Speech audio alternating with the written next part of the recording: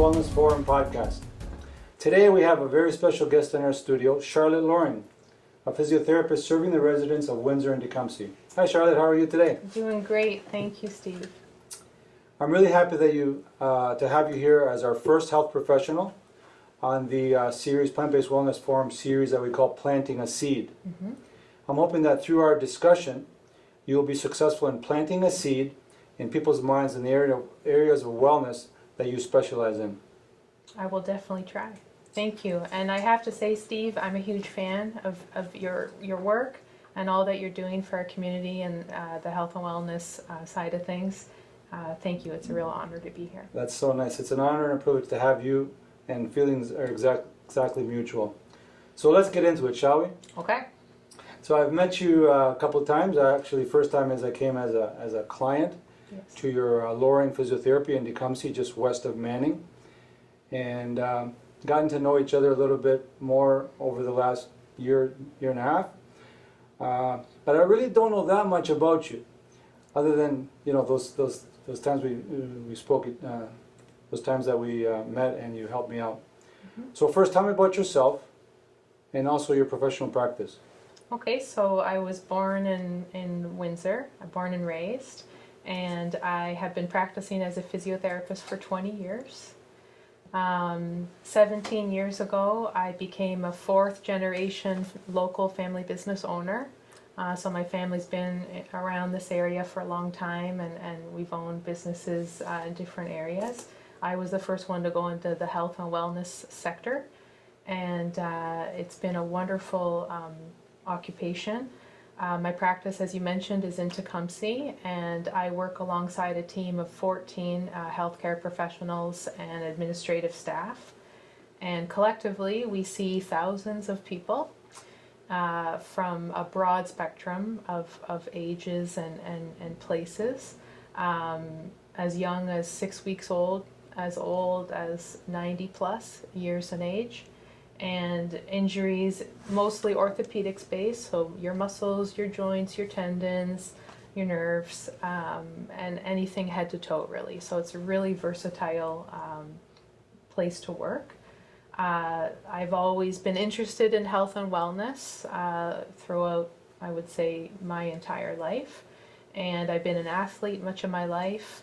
In the past, very competitively. More recently, certainly recreationally, but definitely consistently, which is something I aspire to do for as long as I'm around. And I love the Windsor Essex community. I've been involved in the community on various boards and just through charitable events, and I definitely continue to want to do things like that, including opportunities like this to speak about things I'm passionate about. Well, I can see you're very passionate about these things, Charlotte. Yes. And congratulations on everything that you're doing. I didn't realize you had such a big team out there. Yes. So besides physiotherapy, I think I know that you also have massage and. Yep, massage therapists. We have personal trainers. We have kinesiologists that work with our clients specifically on the exercise side of things. And then the rest of the staff are administrative. So they're keeping us running, keeping us organized every day. Very good. So you were born in Windsor. So where did you go to school?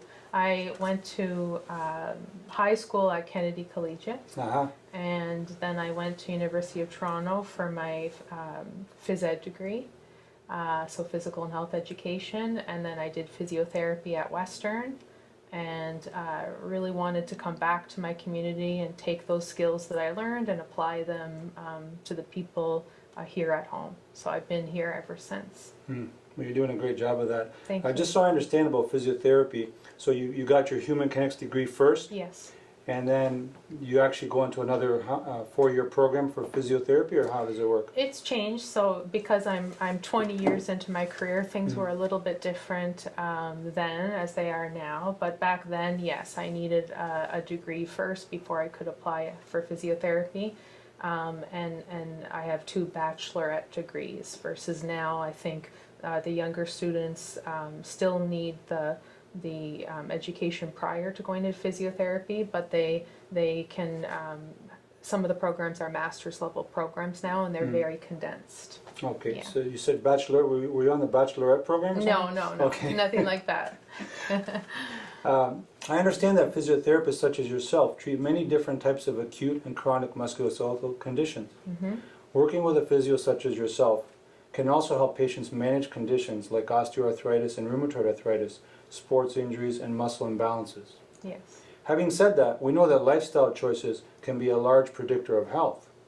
What lifestyle recommendations would you make, Charlotte, to help people prevent common injuries and improve their health and longevity? That is such a good question because it applies to every single person I have met in 20 years.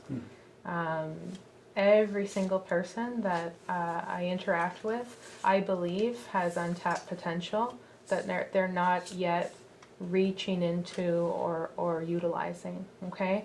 So much of our role as a therapist is really finding out where things are lacking and trying to encourage and motivate people to take things seriously and make logical changes that are definitely going to benefit them. And I think sometimes people can get very discouraged as they're aging and as changes occur, or maybe they have an injury and it can be quite uncomfortable. But I would encourage them to maybe look at it as more of a challenge and really embrace the aging process and see how well you can do through the years. So I have a few, I think, general recommendations that I can discuss, and then maybe I'll talk about some physio-specific things that, would apply to a large group of people, okay? On the general side of things, as I'm sure you feel similarly, you've got to really look at the full spectrum of health, okay? So even though someone is coming to me for typically a physical condition, we do, even though it's not our area of expertise, we still discuss mental health, stress levels, sleep, nutrition, and so on. Those are things we touch upon, okay? A lot of times a healthy body weight comes up. So patients will ask, do you think my weight is contributing to my knee pain or my back issue? And the short answer is yes. It likely is. It's part of the picture, part of the story, okay? And anyone can use that example. If they took a 5-pound dumbbell and they held it, close to their body and walked around and did what they needed to do for a few, moments, and then they put it aside, there's a change in how you feel, okay? And not only does excess body weight have an impact on all organs and systems, but it has an impact on muscles, tendons, joints, etc. So just having that awareness and making sure we have goals to work towards maintaining a healthy body weight is important. Secondly, we do talk a little bit about nutrition. We want clients to know that what they eat impacts how they feel and how they do in physiotherapy or just how they feel generally in life. So nutrient-rich foods, you obviously know all about plant-based focus for health. Do you recommend a plant-based diet? Very much so, and I think the research out there shows that whether you go fully plant-based or you're predominantly plant-based, I think you need to make sure it's a high volume or a high percentage of your diet. So for example, for myself, I'm about 80%, okay? I really strive for 80 to 85%. That works well for me, and that's what I am able to easily do in my life. We talk a lot about trying to source anti-inflammatory foods. So that's a very easy thing to do. And I'll show you, this is an example of something I just picked up at Shoppers Drug Mart, okay? It's a simple magazine that has a lot of examples of anti-inflammatory foods that are readily available. And it's got some great recipes and dietary suggestions. So if someone already has a lot of inflammation in their body, whether from an injury, a condition, stress, and so on, that's something that you can easily, right away, grab a handful of berries every day. Make sure you're eating nuts. Add turmeric to your shake. Whatever those simple suggestions are, it's very easy, okay? We also sometimes touch upon alcohol, alcohol being inflammatory in nature for many conditions and people, and it's also not recommended for certain conditions, period. So for example, those who have high breast cancer risk, it's recommended that they abstain from alcohol entirely, and I'm one of those examples. I abstain because of that for health reasons. So making sure that we have that discussion about alcohol intake if someone has a lot of inflammation in the body, that's something I emphasize people consider. Moving, so we'll talk about exercise a bit later, but just making sure that we have movement in our daily life. Are we building opportunities to move more, okay, through our day? Because it's not necessarily about an intense exercise bout, but it's more, are we moving frequently through our day and just allowing our body the chance to circulate blood, to oil joints, to just feel good doing everyday functional tasks. So that is definitely a general thing to be aware of. And lastly, just having goals. You know, a lot of people, they want to improve their health, and sometimes people really struggle where to start. You have to really think broadly, like what are the things you really aspire to work on, and write them down, and perhaps, you know, involve someone, a professional if necessary, to start really working on the goals properly and achieving what you are intending to. Okay? So those are some general points. On the physio side of things, Steve, like we discussed this the first day we met. I told you in physiotherapy, think of how much in a given day you sit, you stand, and you sleep. So that's a lot of hours. So if you're doing those things poorly, you're really giving, you know, it's a discredit to yourself, right? If we're sitting in a slouched position or we're leaning to one side, if we are... You mean like the way I'm sitting, like right now? Yes. So let's address that right now, Steve. So I'm going to give you... I wasn't sitting in that bad of a posture, was I? You weren't too bad, but we Wasn't too bad? do... Yeah, not too bad at all, not too bad at all. What is this? So this is Sleeping a bag? support role, and support we role. just have a local woman, she's a local artisan, and she recycles denim, and she makes these rolls for anyone who wishes to purchase them. Anyone can make something similar to this. It doesn't have to be a special product, okay? It seems a lot softer than those ones that It's, yes, that you it's put soft. in a pool. Exactly, yeah, it's not, but some people actually do use pool noodles, Yeah, okay? yeah. But basically, we want something behind our backs because the typical chair has a backward angle to it, okay? And this hyperextension through our back is not healthy for our spine. So if you take this roll, okay, and I've got a roll here, I want you to place it vertically behind you so that it's kind of between your shoulder blades, and Oh, it feels so nice. Yes. So this just supports you, and the size of the roll varies by person and by the chair that you're in, but we do recommend someone have support behind their back when they're sitting in most chairs, and that includes cars, movie theaters, restaurants. Sometimes people will just take a sweater, roll it into a cylinder, and put it there. So posture is something we discuss a lot. We check how people are standing. We discuss, for example, in standing, how to align your body, and we try to tell people, you know, a lot of times when you're waiting in line for something, people will shift their weight to one leg. We call that offloading.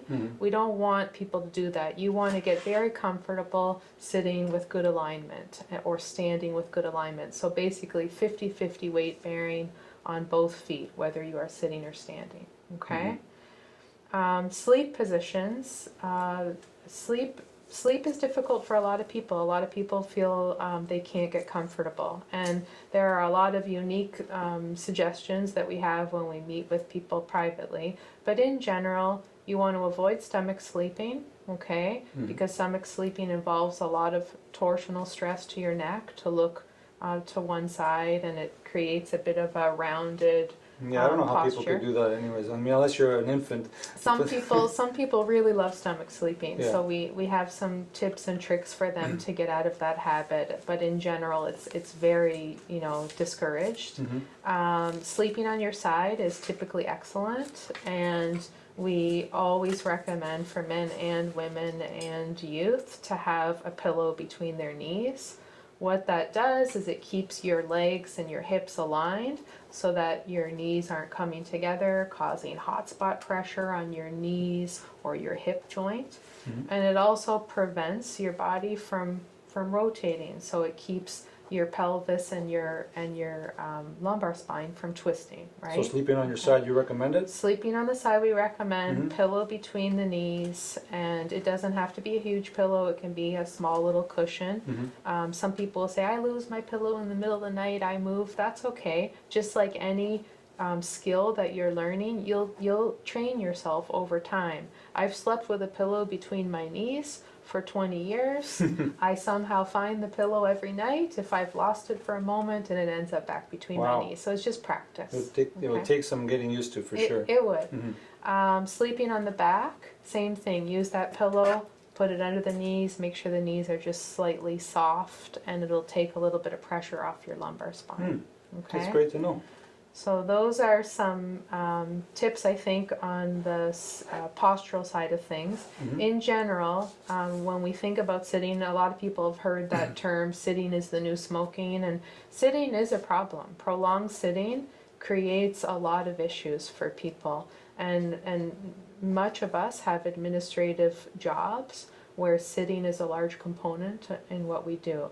So you do want to make sure that your sitting environment, your chair is supportive, you've got the support, the extra support you need with a roll or a pillow, you've got your workstation properly set up, and we give people tips and tricks with that, but also you're mindful of how long you're there. Okay, so we have suggested that people on their watch, on their computer, have a little chime or a little ding that goes off every 30 to 45 minutes, and they get out of their chair and they move. And you don't have to leave for an extended period of time. Just getting sit to stand, doing a couple exercises to loosen up, which we commonly give, is a great way to move your body and get some pressure off of some hot spots in your spine, okay? And then just get things moving circulatory wise.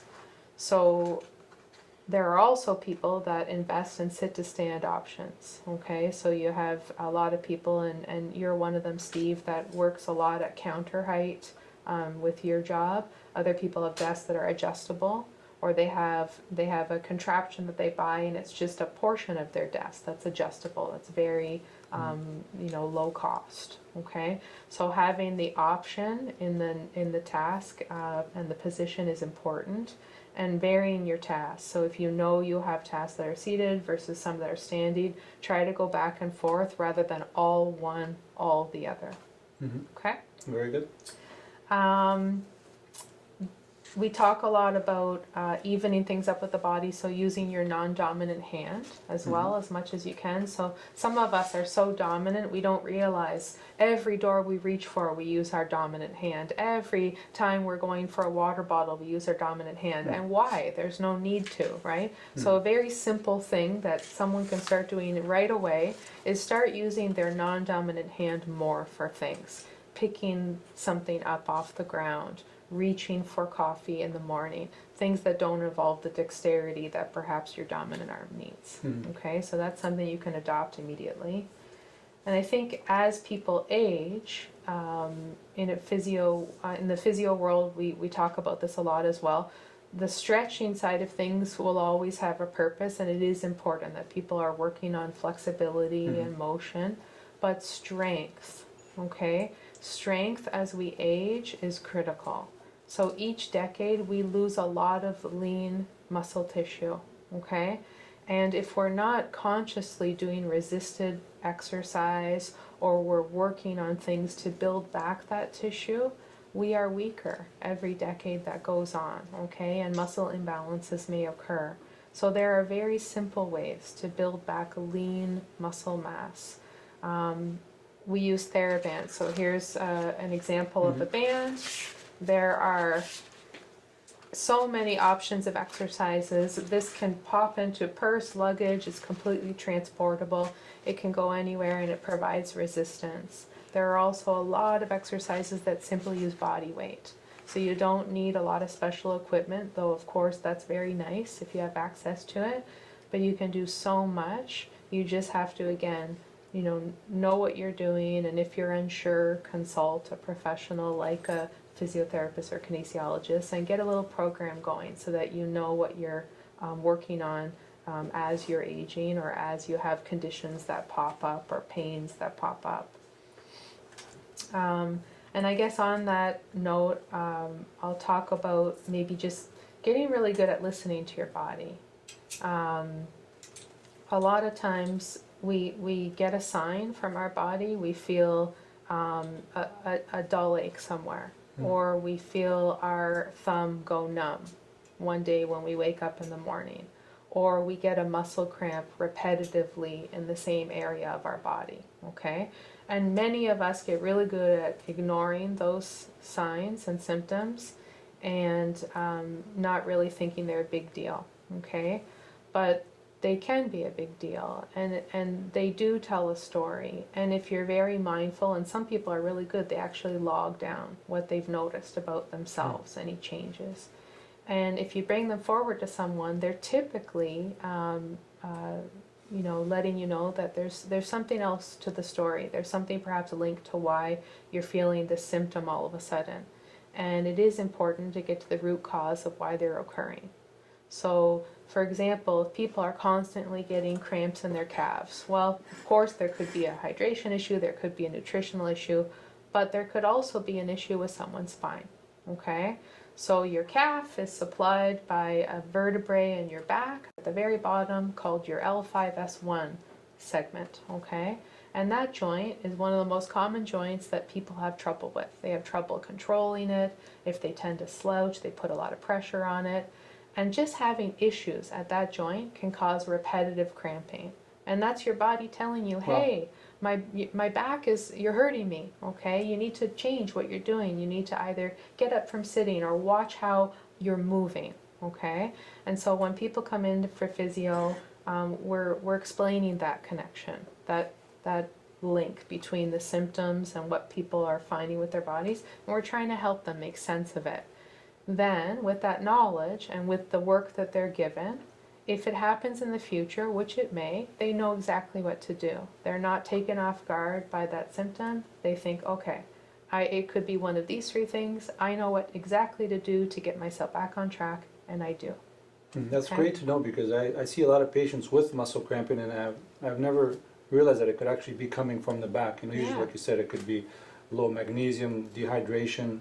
Exactly. Stuff like that. So that's good to know. Yeah, our whole body is mapped out by very smart people long ago. Yeah. And so based on where someone feels a symptom, if they're really mindful and they can tell you, when I get my cramp or I get my pain, it's exactly like this, or it's exactly in the front of my thigh. If they're really good at recognizing its location, as therapists, we know the part of the body that possibly could be linked to that region. And so we go to investigate it. And if there's an issue, we bring it forward and we discuss it, and we teach someone, this is how you manage this forever, okay? This is how you, and don't be discouraged if it comes back. That's life. We all have areas we're working on that we're more vulnerable in, but now you have knowledge, you know exactly how to tackle it if it happens again. Yeah. Okay? And along those lines that you mentioned, that the body is actually crying out and giving you symptoms, the same thing can apply for even medical conditions, like high blood pressure, like high blood sugar. But unfortunately, most of the time we manage that with medications. But medications are just stopping that process. They're not addressing the root cause. That's right. And so you made a very, very good point there, that you really need to pay attention to your body, whether it's musculoskeletal, whether it's hypertension, high blood pressure, blood sugar, all those kind of things. Yeah, excellent point. Our bodies are so resilient, and they really can adapt well to change, and more quickly, I think, than sometimes we give ourselves credit. And sometimes making very small changes can have very big gains if those changes are done consistently. Yeah. Well, the body can heal itself, but if you remove the offending agents, then the body can naturally heal, like you said. Definitely. Yeah, very good. Yeah. So, is that everything for how to prevent? I think so. I think so, because a lot of the things are very specific, and I think if people really are looking for more detail, They need to book an appointment with a professional. One really nice thing that we're noticing as healthcare professionals in our community in the last, say, 10 years is that more people are seeking our services preventively. So, of course, most people that we see have pains and aches or have had accidents and need help, restoring function. But more and more we're seeing people saying, I know my posture is terrible, I need help correcting it, or can you just please assess me and give me some tips for balancing my muscles in a good home program, okay? So sometimes coming in to see our professionals, it isn't a big time investment. It is maybe once or twice touching base on things. And I think that may be a misperception in the community that when someone needs physiotherapy, they're going for an extended period of time. Certainly sometimes that's the case, but often it's not. Often it is. Here are the tools, and now you can do some of the work on your own, and you call us if you need us. Now that's great for our viewers to know that, most people like myself, I would think of going to a physiotherapist for, God forbid, any sort of accident or musculoskeletal injury. But what you're saying is that people can come to you to help prevent common illnesses. Yes. And I think that's not well known that physiotherapists, do all physiotherapists offer that? I'm sure they do. Yeah. They're certainly educated to offer that service. Because all these things that you mentioned to prevent osteoarthritis, rheumatoid arthritis, all these issues, loss of muscle, loss of strength. I mean, just to summarize them, you talked about body weight, and do you recommend people stay with the ideal body weight? Yes, if possible. Yes, yeah. to try to know what their healthy BMI, what their healthy ideal body weight is, and know that range, and definitely aspire to stay there. Yeah, and then you talked about nutrition. As you know, I'm a big advocate of plant-based nutrition. You talked about anti-inflammatory foods, and that's very well known that there's so many foods that cause inflammation, so they cause, for example, autoimmune conditions. Right? When you remove those offending agents, you can reduce the severity of the symptoms, or hopefully reverse the whole condition. Alcohol, there's studies that I'm aware of that said that even a little bit of alcohol is detrimental. And of course we can't, as you said before we were talking, you can't really tell people don't drink it at all, but I mean to make them aware that it's not really something that you want to include in your life, especially if you have some risk factors. Definitely. Movement is a huge one, and we talked before again that it's not enough to do half hour of exercise or an hour at the gym, go crazy, and then sit on the couch the rest of the day and watch TV and eat the wrong food. Posture is another big one, especially when people are working. And I know I have that issue, and you've made me aware of that many times. You have a badge in your store, it says the posture police, right? That's right. When I saw that badge, I'm like, oh, I think I'm in trouble here. We give tickets. Yeah. To offenders. Okay. Sleep you talked about, very important.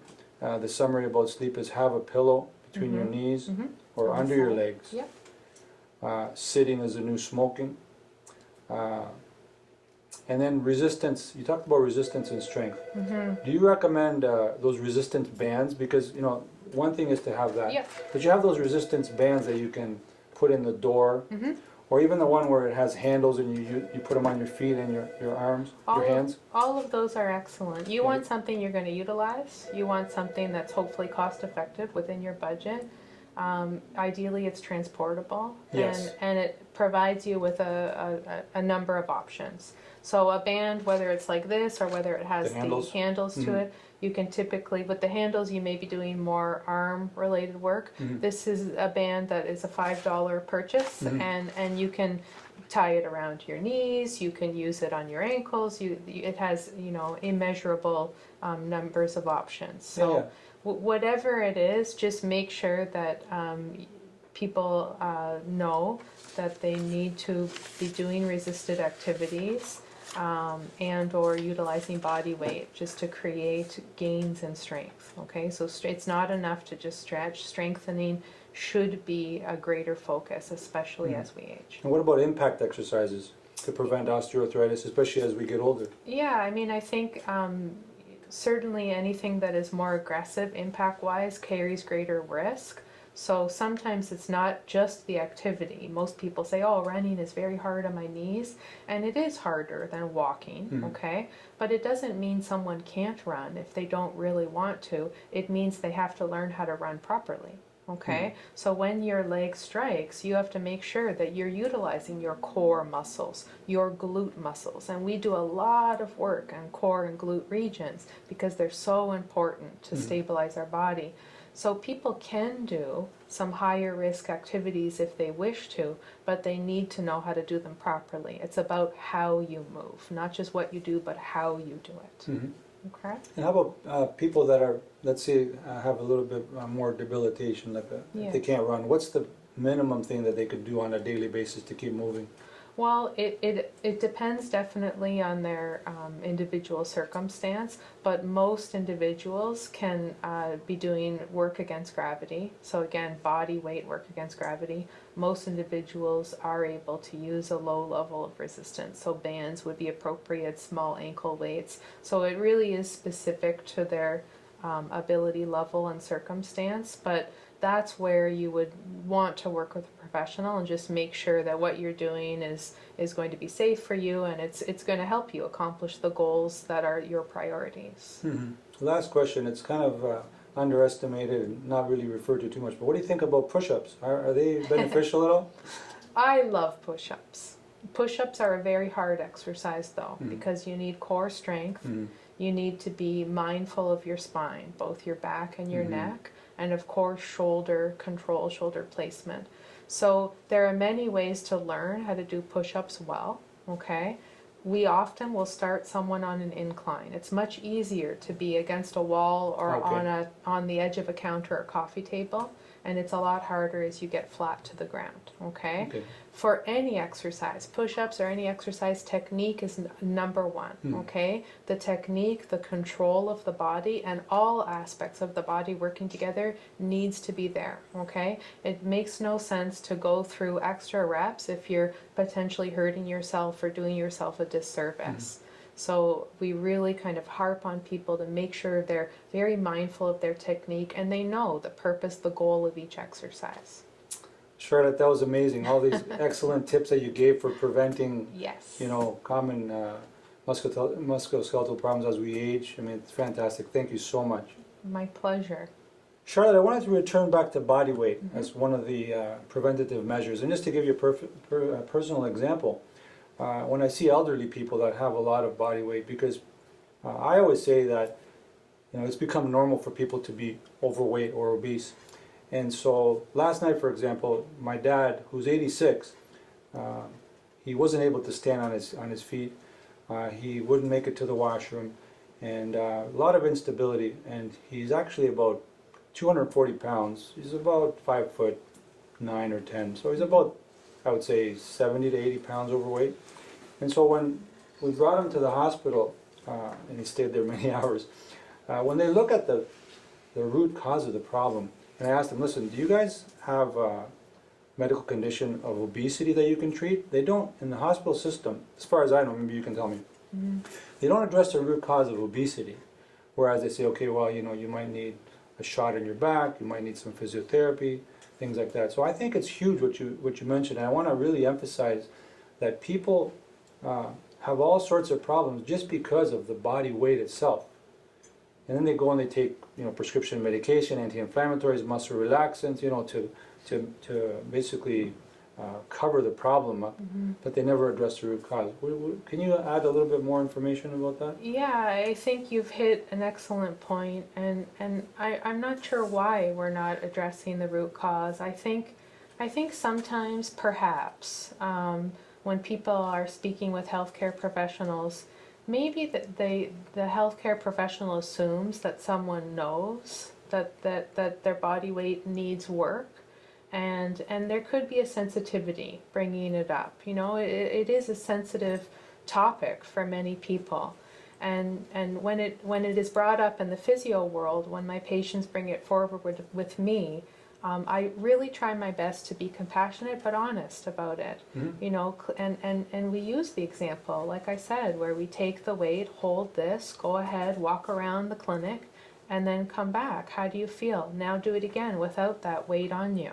How do you Makes feel? a big difference. It does make a big Yeah. difference. And I think if people are honest and they're given some resources, so if you're not the expert to help them with their weight management goals, who is? Don't just leave it unattended. You have to hopefully make a recommendation to someone and guide them. And then it's up to that individual, that patient, to follow through with those steps, right? But I think sometimes if we shy away from that topic, we're doing a disservice to that person. And I just worked with a patient, I work Saturday, so I worked with a patient yesterday, and I had already had that frank discussion. This patient is an avid golfer with back pain, really loves golf, really wants to maintain golfing into his older age. And we talked about strategies, and I was forthcoming, and I said, one strategy, you have to lose approximately 10 pounds. You have abdominal weight that is causing you to hold your back poorly when you fatigue. And he came back the next day and said, that really hit home to me. Like, thank you for being honest about that, and I am going to work on it. I already have some ideas, and he was very excited and enthused about it. So I think, not shying away from root causes and trying to discuss why someone is having difficulty is key. And if you're not the right person to have those discussions, who is? Help them with that. Exactly, and that's the problem with the healthcare system, is that we look at it as a taboo to discuss that, when really that's the first thing we should be addressing.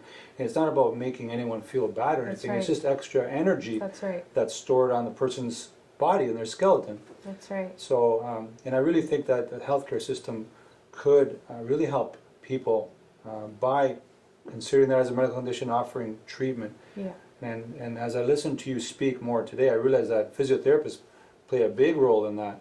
We do. And the sad part about it is, in pharmacy we talk a lot about coverage.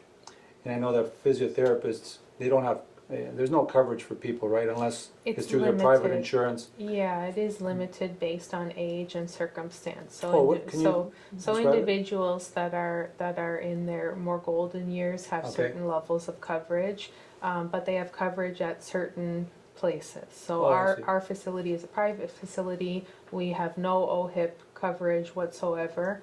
And so, individuals who want to utilize OHIP coverage have to go to specific places. Now, do they have to have a problem? They have to have like an accident? Yes. Or An accident, a surgery, or be of a specific age. that's the only time Yeah. that it would be covered through OHIP. Okay, That's and there's right. certain physiotherapy clinics that are licensed and others that are not. Yes. So you're a private clinic. Or a You don't private accept clinic. that. And even the OHIP facilities, they have limitations as to what they're allowed to do, how long they're able to provide care, and so on. So versus a private clinic, we're able to make those determinations on our own based on our education and our expertise. So no one is telling us, how often we can see somebody, or what we feel best gold standard care would be. Right, so if they want to truly help themselves, they would seek out physiotherapists such as yourself. Well, And I think it's very important. Yeah. As I listen to you speak, it's so important that people become aware of that and actually, act on that. they need to be Yeah. aware of what their options are, and if they feel that they could benefit from investing, then yes, absolutely. Very good. In addition to your passion for helping patients with their physiotherapy needs that we talked about, I know that you also have a passion for gardening and healthy eating. You mentioned a little bit about it before. Please tell me more about this. So I had influences from my mother and my grandmother and other people in my life in the gardening department, but it really wasn't until about 5 years ago that I got into gardening. And definitely, like many people during the pandemic, I had more time at home, and I really got involved in gardening. And I have to say, it has been one of the greatest joys I've ever experienced. Well, I can see that from the posts on your Facebook page. Yes. You have amazing plants and herbs and amazing. I love the feel of the functional work. Yeah. Certainly I have to be very mindful. So gardening comes up as a topic with patients all the time. It's hard work. It can be hard work. There are ways to make it easier on the body, so people are getting raised beds where they're working at higher levels. Excellent idea. They buy specific tools so that they're not reaching down as much. And again, it comes down to technique. So in physiotherapy, we practice technique a lot. We have people simulate weeding, raking, Is that and right? so on, and we go through technique. We also try to, when I'm in the garden, I'm hydrating, I'm having my nutritious snacks, and I'm breaking up my task. So if I have a task that's pruning high up, and I have a task that's digging down low, I try to do 15 minutes low, 15 minutes high, and that gives me the longevity, okay? But in general, working with the land, growing my own things, trying to source beautiful plants and herbs and fruits and vegetables that I take pleasure in surrounding myself with, that are healthy, that brings the neighborhood together. I've never talked more to my neighbors than in the last few years when I've been out in the garden. And during COVID, I really educated myself on native plants. So I thought, I live in Windsor, Essex. I really want to start sourcing plants that do well in Windsor, Essex, and that are native to our region. And I did what many people have done. I completely replaced my lawn, so I no longer have grass. I manually removed every blade of grass with my hands. It was very good exercise. And I planted native plants. Really? And I watch kids walk around our front lawn and all of these native plants. I put a path, and they just love it. And it's just such a draw. It brings our neighborhood together. It brings pollinators, birds, bees, and Great idea. butterflies. And it's great for the environment. And it ends up being, once it's established, quite low maintenance. So you're not having to water, you're not using any pesticides. I use no chemicals on my garden at all. You don't have to water because why? Because they're native plants. They're native and they don't need additional water. They don't need as much. So you may The still rainwater on is those, enough. yes, you may still have to do some watering on those very hot summer days when we haven't had enough rainfall, but it's far less than your typical plants and perennial flowers that maybe aren't as native as what is needed here. So you live in the Rockville area. Have Yes. other neighbors started to do the same type of thing? Have you All influenced over. people? Is that right? I'm sure I've had a small influence on others, but certainly other neighbors have influenced me. And now it's getting easier to source native plants in our community. Zehrs, Food Basics, many of even the big box stores now carry native options. And whether you decide to go native or not, just considering even a little herb garden, a few pots outside your kitchen where you open the door, snip off, some fresh herbs, and every day enjoy all of the nutrients and the benefits of those herbs and what you're eating. I've absolutely loved my gardening, and I have found it's been one of my life's greatest teachers. I've learned, how to cultivate and nourish something. I've learned patience. I've learned that, hard work gives me a reward. And there's just so much I've taken from my work out there, and a lot of peace, a lot of tranquility. And just as we often feel with any time in nature, if we take the time to seek it. Yeah, when you connect with nature, you connect with life. You do. And when I asked you that question, I saw how your face lit up and you're Yeah. so happy. It's amazing with a small little seed, like the series we're calling Planting a Seed, but when you actually plant a little seed, if people think about it, you get this big, beautiful plant coming out. It is. And the seed is so tiny, you can barely hold it in your hand. And It's unreal. people, it is, and people get excited. I mean, they say no tomato tastes better than the tomato you grew. Wow. And what a great experience to share with families and with other, other gardeners. There are always gardeners that are sharing tips, exchanging plants, and it's just wonderful. And you mentioned the healthy eating front, and I've definitely over the years, especially the last 5 years, had more of a focus on what I am eating, where I'm sourcing things, and I have a lot to learn. I'll hopefully learn more from you by paying attention to the forum in the future more. But I'll share with you, Steve, that I didn't always eat in a healthy manner, and I had an experience that I'll tell you about. It was about 5 years ago. And I was eating all right, but I was exercising a lot, so I was eating, you know, quite I was eating anything I wanted to, okay? And sometimes it was good and sometimes it wasn't. Well, at one point, my family, who I love very much, we had a big life transition, a big major transition. And I had a lead role in this transition, and it was very stressful. It was very consuming. There were some unpredictable things happening, so it was scary. And we ended up getting through it, but it took time and it took a lot out of me. And while I was trying to manage this circumstance, I felt I didn't have time. I didn't have time to exercise. I didn't have time to eat properly. So I was only exercising a couple times a week, which normally I would do daily. I was sourcing foods that were very convenient, and who knows what their nutritional value was. And I started to feel less and less well. And then my sleep became impacted. I wasn't sleeping. My stress levels were definitely way high through the roof. And I felt awful. Okay? And it kept getting worse and worse. And I didn't really know, I didn't even have time to acknowledge or address it. And it got so bad, I couldn't digest anything. And I drove myself to the emergency room. And I sat there in our hospital. And it was a little funny because they asked me, you know, when was the last time you were at the hospital? And I told them when I was born. Like, I haven't been here since birth. Wow. But I feel terrible. I have a lot of pain. Something's wrong. Please help me.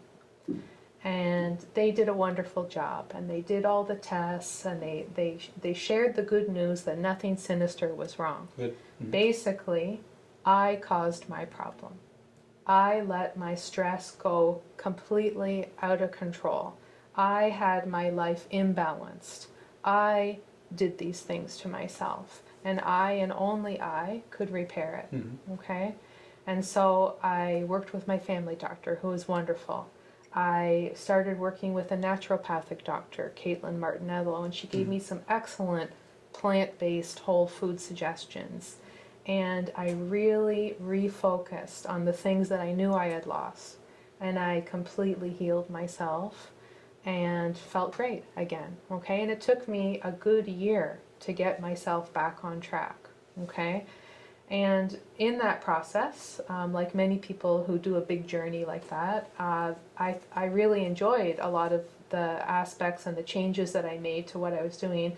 And I thought to myself, well, this is easy. I can continue this, and I truly want to, because I feel better than before. So why would I even go back? And I just enjoyed kind of challenging myself, and I continue to educate myself. And that's how now I've focused a lot on sourcing great ingredients. We're so fortunate where we live with growers and farmers everywhere, and lots of options for organics and great quality foods.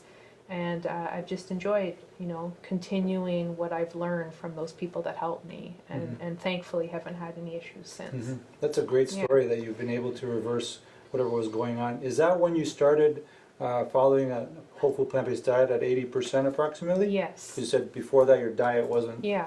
Well, for a period of time when I was struggling, I was 100% plant-based, because we knew that dairy and meats and you know, gluten and so on, those things were harder for me to digest. And because I was having such difficulty with digesting any food, I had to go, you know, I was basically having I was making my own baby food at some point, where I was just having to eat cooked fruits and vegetables and slowly get myself, my gut repaired. That's exactly what I was going to say. It sounds like your microbiome was suffering, and you were having all these symptoms, right? Because whenever you follow a more animal-based diet, you change the environment of the microbiome, and you can get many different inflammatory illnesses. Absolutely. So that's awesome that you realized that, and took matters into your own hand. And thankfully I had a lot of guidance. And really, the reason why I share the story is it can happen to anyone. Exactly. Stress is a huge issue for a lot of us, and at some point in our life, most of us will experience, a circumstance and perhaps a crisis where we really hope we'll be resilient. And sometimes if it's prolonged, it has an impact on us physically. And for me, that instance, that circumstance, which fortunately turned out well for my family, it had a major impact on me that took me a while to bounce back from, but I did, and now I've learned so much from it, and I'll really never allow myself to become imbalanced again. Like I'll never not prioritize my exercise. I'll never not prioritize healthy eating. So now I know the ramifications of when things get out of whack, and I won't do that to myself again now that I know what I know. That's excellent for viewers to listen to that, because that can happen to anyone, right? Yes. We focus on our jobs, and we don't focus on ourselves and our health. Yeah. And sometimes it takes an awakening like that, for you to realize, hey, listen, my balance is completely off. Yeah. And that's exactly what you did. So I give you, a lot of credit for seeing that and taking care of it. Thank you. So excellent, and that's a great thing that people should always realize that. It's not as important for us to just work every day, go all the time. Yeah. Sometimes I tell people, sometimes you need to take 2 steps back to take 1 step forward, right? It's not always, going forward all the time. Recovery is a huge Yeah. part of success, overall success. Yeah. So we need recovery time. And that's what it takes. It takes, people become enlightened or awake at different stages of their life. The sooner the better, of course, but sometimes it takes some sort of serious condition or serious situation before they wake up and realize, hey, listen, all these things that I've been doing have been creating this problem. Yeah. And I need to, get my balance back. So thank you for sharing that story. You're welcome. I have another question. Yes. You are a dual citizen of Canada and Greece. Yes. And apparently you have enjoyed extensive travel, lucky you, around the world. What have you noticed about how other communities prioritize their health, and how can we learn from them to improve our own health here? Yeah, I am a proud dual citizen, thank you, and I know we have some shared heritage. I think I feel especially fortunate to have gone to smaller, lesser known communities. So the area where, for example, my mother was born is an area high up in the mountains where my relatives were farmers and shepherds, and they really moved a lot and worked the land and had a very slower paced lifestyle, and a lifestyle that was very much nature based, so a lot of natural beauty.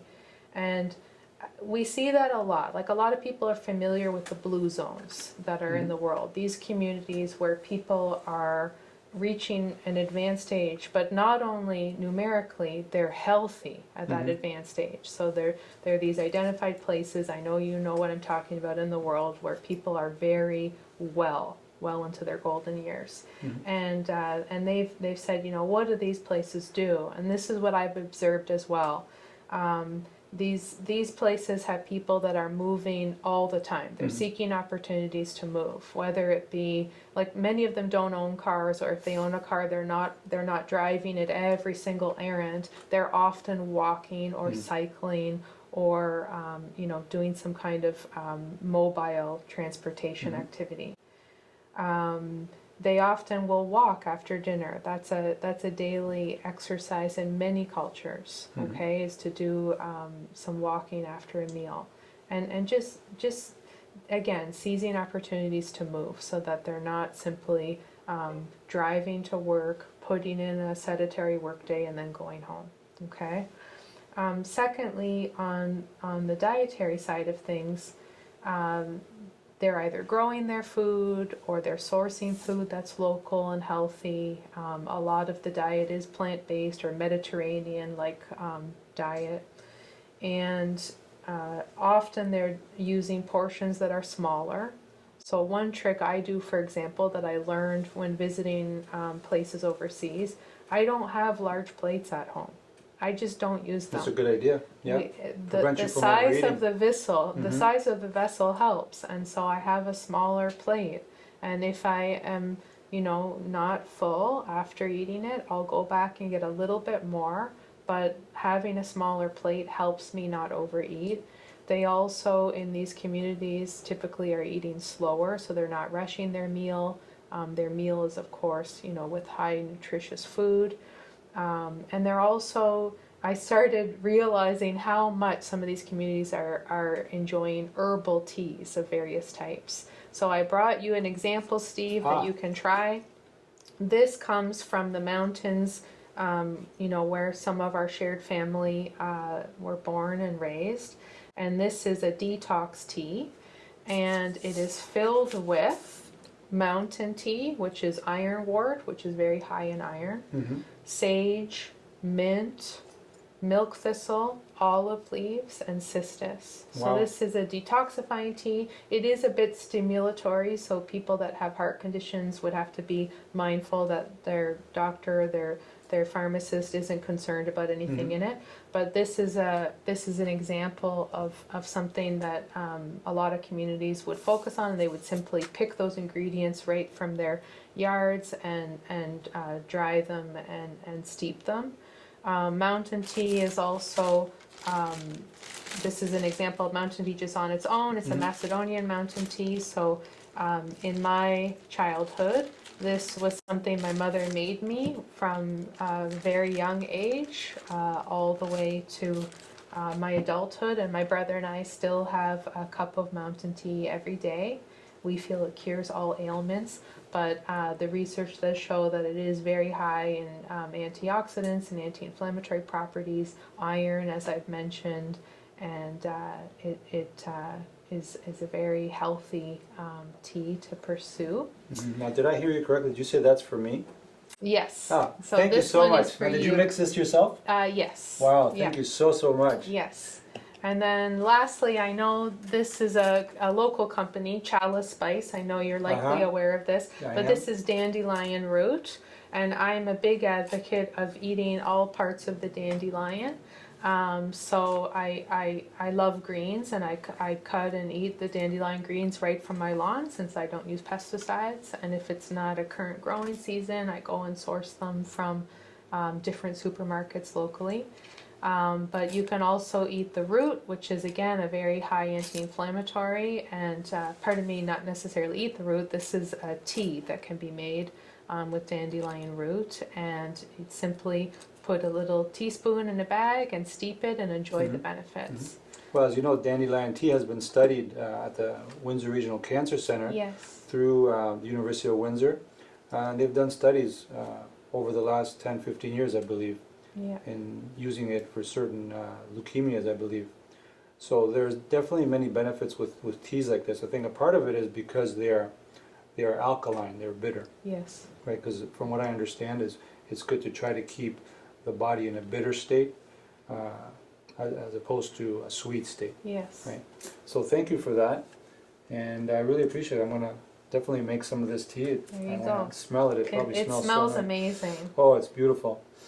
Thank you so much. And just to note, so yeah, we're very, our two towns are close to each other in northern Greece. Your mom is from Kastoria, Yes. and I'm from Florina, so I think it's about a half an hour away Yes. with the new Autobahn, the new highway, Yes. so very close together. And it's a great place to come from, and like you said, just like in the blue zones, people are forced to actually move Yeah. because they don't have all the inconveniences. They have all the land there, and they have the fresh air. They also have community. Community is very important. Yes. And they go to church, every so often. They have happy hour. That's another thing about the Power 9 principles they call in the blue zones, where they have a little nap, as you know. In many countries, like in Greece, for example, they have a nap in the afternoon. You talked about diet. Just to mention, I think beans are the cornerstone of the centenarian's diet, right? Yes. So people that want to know what do we eat instead of meat, you eat the legumes. Beans and legumes. Yes. Yeah. Yeah. So Yeah. excellent. Yeah, and again, those communities, those blue zone-like communities, the community part is a big, as you touched on, because they're smaller communities. They just intimately get involved with one another. They're cheerleaders for one another, and I think that feeling of neighborhood or community it helps give them purpose in their life. Also, they seem to be really good with life balance and just making sure that they have their work time, but they also have their time for their family and their friends and their enjoyment. Exactly. And that balance is ratioed really well, and therefore keeping their stress levels down. So Excellent. that, I think, if we can keep those things in mind and learn from those blue zone like communities, that will continue to be better off. Excellent. So just a real quick question. Have you traveled all over northern Greece, all over Macedonia? Yes, I have. And you've been to Athens as well? Yes, yeah. How about any islands? Several islands, yes. Have you? Yes. Okay. And going back for my marriage and honeymoon. So, Oh, congratulations. yeah, thank Well, you. congratulations on your Greek citizenship, and Thank for you. sure, congratulations on your upcoming wedding. Thank you. Geez, it sounds good. Maybe I'll crash the party. Yeah, you're always welcome. Thank you. Another question, setting goals, you kind of touched on it before, and constantly working towards them can help us in our pursuit of our health and wellness potential. What strategies would you recommend, Charlotte, to help others with goal setting, motivation, and consistency? Yeah, so I'd say I'm a big believer in setting goals properly, because, you know, most people have something that they really want to work towards, and it's an excellent thing, but maybe they don't have a great plan. And they will lose motivation part of the way through. So that's a very normal feeling that a lot of people have. Definitely you want the goal to be meaningful. You've got to be able to measure it in some manner. It always helps to write it down. So not only what you want to achieve, but you need to be documenting the plan. And if you're unsure of the plan, get someone involved to help you. It always helps to tell somebody. That way you're accountable to someone else besides yourself, especially when you're feeling demotivated or you're having a rough time consistency wise. And when you're staring down the path of that huge goal, okay, try not to think, oh my gosh, how am I ever going to achieve that? Again, because of your plan, identifying all the steps, just focus on the step before you. Yeah, don't look too far into the future. That's right. Enjoy the journey along the way, Exactly. one step at a time. Exactly, and just take it one step at a time. For me, I try to incorporate, exploration and new things. I try to seek nature when I'm I needing motivation or inspiration. Some people, they really need to involve others, so they want things to be very social. Variety, these are all strategies to just help you stay consistent and on track. As you said with the journey, just enjoy the journey. And sometimes people can get afraid of a goal if it's a very big goal. Okay, so again, I like to tell a personal story that I think anyone can probably relate to. So in 2006, I signed up for an Ironman Triathlon. So that's 3.8 kilometers swimming, 180 kilometers biking, and then a marathon, 42.2 kilometer marathon. So most people, including myself, hear those numbers and think, oh my gosh. Sorry, what's the total kilometers? The total kilometers, I don't know, 200 and something. Wow. Okay. Yeah. So it's a big event, and this was in Brazil. So there was a lot of detail to sort out. But basically, I had never done even close to that distance, not even half. So this was a major thing for me. And I had my goal and I had a plan, but I very quickly realized I don't know what I'm doing. Like, I don't even know how to get from A to B here. I need help, okay? And so I called up a coach, and his name was Tom. And he helped coach me, and we worked really well together. And on days when I wasn't feeling as motivated, he really helped me. He really encouraged me. So I knew where to go for inspiration, okay? If I got off track, I had rules in place where if I stepped too far away from my path, I had to reset and get back on my path. I didn't let myself stray off, okay? So I was very focused. And the more I focused on things, the more meaningful it became to me. It really became something that I loved pursuing it, and I really wanted to do well, okay, without putting too much pressure on myself. I wanted to enjoy the whole experience. So Tom is helping me, and then all of a sudden adversity hits, and I become injured. And I'm a physiotherapist, so I should know like what to do, Right. but you know, it was emotional. All of a sudden I had all this doubt. Am I going to toe the line? What's going to happen? Should I cancel my trip? And I couldn't do a lot of the physical training, but I could do some of it. So we focused on what we would control. I could do some of the training, and then I worked on other things. I worked on my mental strength. So I worked on, okay, if I'm feeling doubt, this is what I'm going to focus on. If I'm feeling like I'm underprepared, this is how I'm going to redirect my positive energy. And I got extremely strong mentally, okay? So I was ready to attack this, okay, once I got to Brazil. And all of that discipline helped me in all my other spheres of my life. So there was a lot of transfer to my business, to my family, everything. And as I was, you know, boarding the plane and getting to be ready to start this goal, I experienced an overwhelming feeling of gratitude. And I decided, like, just in case when I'm out there on this race day, if I start to experience doubt again, I'm going to remember how grateful I am to all the people that got me here. My family, my coworkers, my coach, the health professionals that nursed my injury. And I took all of their names and I wrote them down on a piece of tape. And I taped it to my bicycle. So Nice. during the race, if I was feeling, you know, like, whoa, Great this is inspiration. hard, I don't know if I can do this, I look down. There's the name of someone believes in me. There's the name I'm grateful to. Excellent. And it helped me. So I got through the swim, I got through the bike, 6.5 hours, and I only had a marathon to go. And I'm out there and I'm running, and all these people from around the world are there with me. And they're all working together. They're all pushing. They've got all their own personal journeys, just like me. And we're all pushing and inspiring and cheering each other on, like a big community, okay? And I start to realize, I'm going to finish this. Oh my goodness, my goal right ahead of me is the finish line. And I cross the line, and the most indescribable feeling of self-satisfaction, of accomplishment, of confidence. Because I know now that I've achieved that goal, even with that adversity.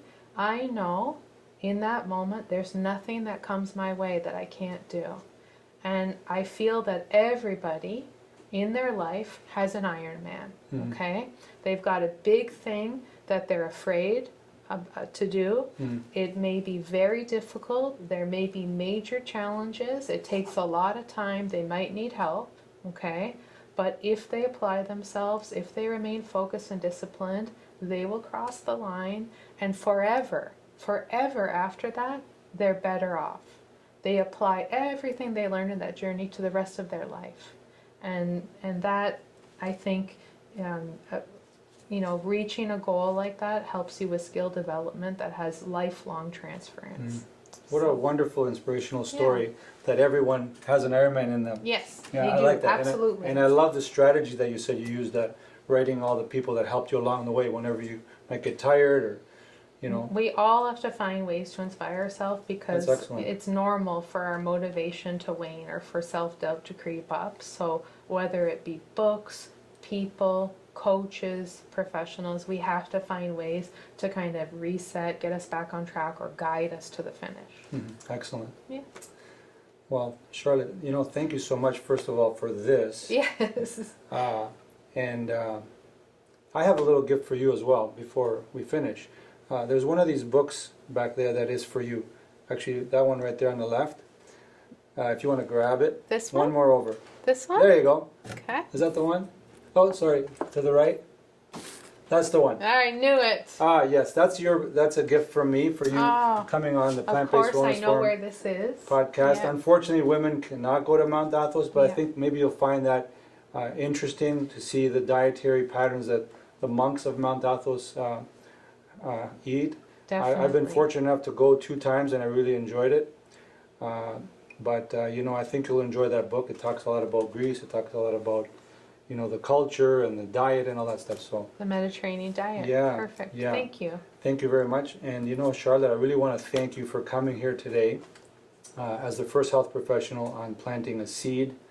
Not only have you planted a seed, but with the vast knowledge that you have in the physiotherapy, you know, profession, and also everything that you've done in the community, I think you planted a beautiful garden for our viewers to listen to all your good advice and heed your advice and recommendations. And I want to thank you so much for coming here today. Thank you. It's my pleasure. Thank you, Charlotte.